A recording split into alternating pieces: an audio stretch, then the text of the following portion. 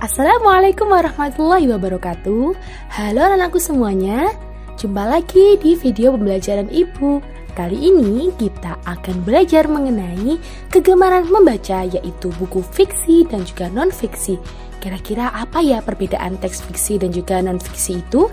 Dan apa saja jenis-jenisnya? Serta bagaimana ya cara mencari informasi dalam sebuah buku melalui indeks buku? Mau tahu?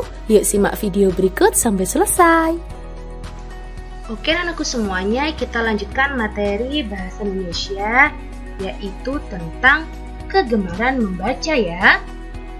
Oke, yang tentang pengertian buku fiksi dan fiksi serta bagaimana cara mengidentifikasi informasi pada indeks buku. Nah, ini adalah bagian dari buku fiksi maupun non-fiksi. Buku fiksi bisa dicontohkan seperti novel, kumpulan dongeng ataupun cerpen. Sedangkan untuk non-fiksi bisa dikelompokkan dalam buku biografi maupun artikel ilmiah populer.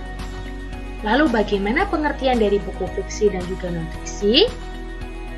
Buku fiksi adalah buku yang menceritakan hal yang tidak nyata, seperti novel, dongeng, cerpen, dan lain sebagainya. Nah, ini adalah contoh dari buku fiksi, yaitu dongeng Sang Kancil.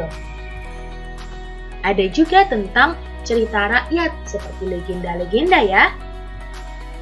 Sedangkan untuk buku non-fiksi adalah buku yang berisi sejumlah informasi, pengetahuan, dan wawasan seperti buku pelajaran, artikel ilmiah, serta biografi seseorang.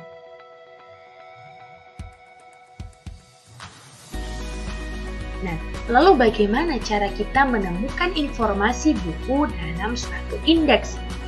Nah, indeks sendiri ini adalah daftar kata atau istilah penting yang terdapat dalam buku cetakan. Indeks biasanya terdapat pada halaman akhir, jadi yang ada di belakang-belakangnya buku, dan tersusun menurut abjad, jadi dimulai dari A dulu, kemudian B sampai Z.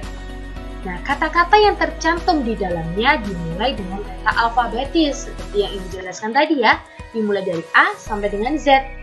Daftar kata seperti itu berfungsi untuk memberikan informasi mengenai halaman tempat kata atau istilah dalam buku itu. Nah, contohnya seperti ini, ada amanat. Ya, di yang kedua itu ada amanat. Amanat ada tulisannya 123 dan 344.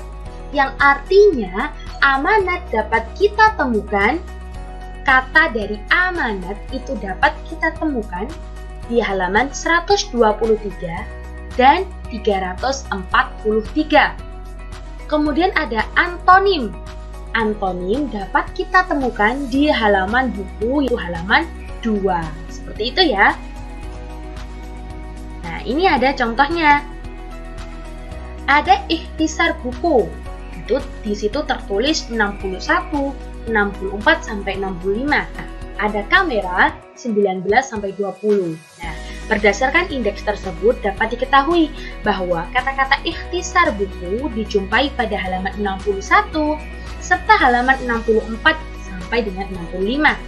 Adapun istilah kamera dapat digunakan dalam halaman 19 sampai dengan 20. Nah, dengan demikian indeks buku ini sangat membantu pembaca dalam menelusuri suatu kata atau istilah yang sedang kita cari pada buku tersebut.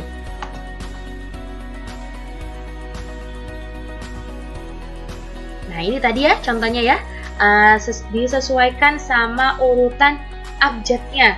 Jadi A dulu, kemudian B, kemudian C, D, E, F, dan seterusnya sampai dengan Z. Nah, ada juga tentang catatan tentang isi buku. Nah, kita jika ingin memiliki atau mengetahui informasi dalam sebuah buku, harus menentukan kata atau istilah yang hendak dicari, penjelasannya atau penggunaannya. Jadi, teknik mencatat informasi dalam buku adalah yang pertama, menentukan kata atau istilah yang hendak dicari penjelasannya. Kemudian, carilah halaman penggunaan kata atau istilah itu sesuai dengan yang tertera pada halaman indeksnya. Jadi setelah kita ingin mencari misalkan amanat, kita harus cari dulu dalam indeks buku amanat itu terdapat dalam halaman berapa dalam buku tersebut, gitu ya. Kemudian pahami penggunaan kata atau istilah itu pada halaman yang dimaksud. Jadi ketika kita sudah menemukan amanat itu terletak dalam halaman berapa, misalkan halaman 60, kita diminta untuk memahami amanat itu apa sih, informasi yang dimaksud dari amanat itu apa sih, gitu ya. Nah, sehingga kita bisa mencatat bagian-bagian penting dari kata tersebut. Kita bisa mencatat misalnya pengertian dari amanat, contoh dari amanat, dan lain sebagainya. Itu termasuk cara ataupun teknik untuk mencatat informasi dalam buku menggunakan indeks buku.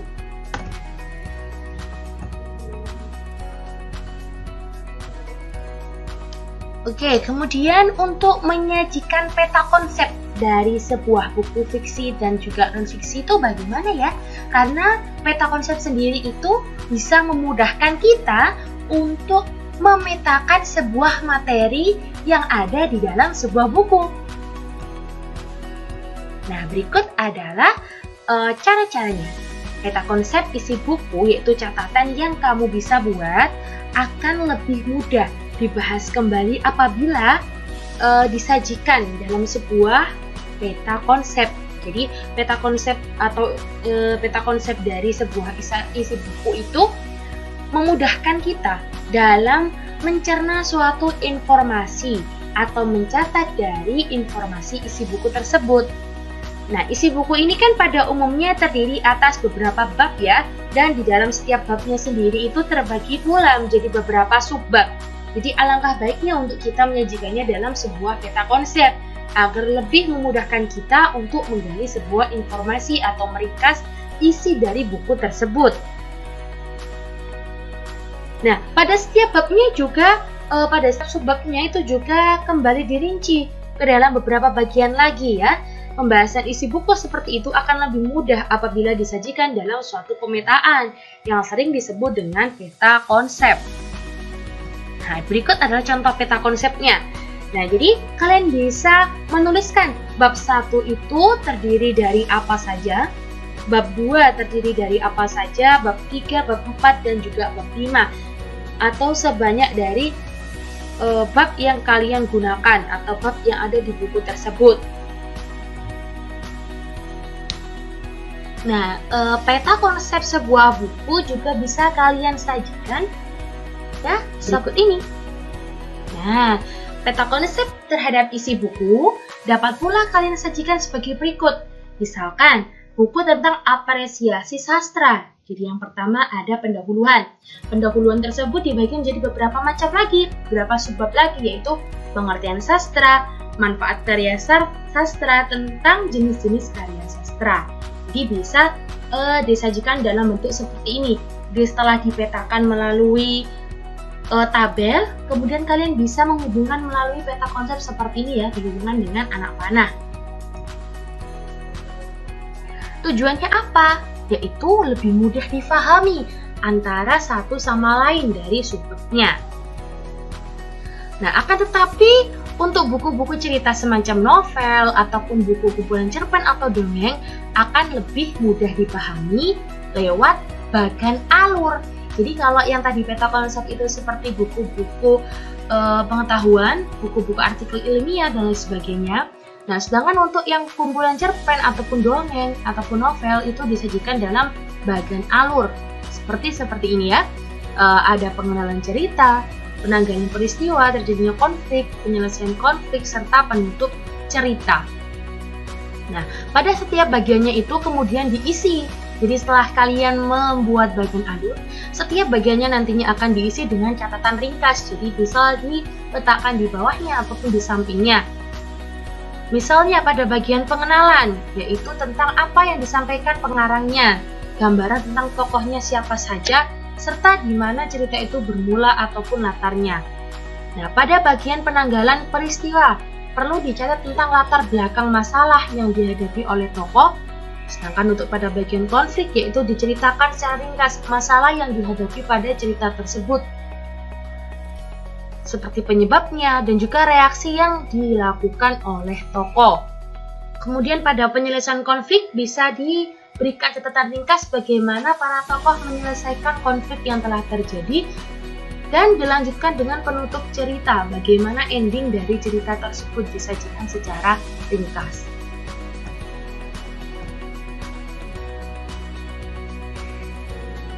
Kemudian untuk menemukan isi pokok sebuah buku ada teknik membacanya, yaitu dengan teknik fiksasi. Teknik fiksasi sendiri yaitu dengan menyediakan kertas yang diberi gambar berupa titik-titik, kemudian menggerakkan tatapan mata dengan mengikuti titik-titik hitam itu secara cepat, serta mengulangi latihan itu berkali-kali dengan titik-titik hitam yang semakin dijarangkan. Itu adalah teknik membaca untuk menemukan isi pokok buku dengan teknik fiksasi. Dilanjutkan dengan menerapkan latihan itu terhadap bahan bacaan yang sesungguhnya. Jadi pertama menggunakan latihan berupa titik-titik hitam. Dengan latihan setiap hari semakin dijarangkan titik-titik hitam tersebut, kemudian bisa langsung diterapkan setelah sudah ahli, kemudian diterapkan dalam sebuah buku bacaan yang sesungguhnya. Bacalah halaman demi halaman secara cepat.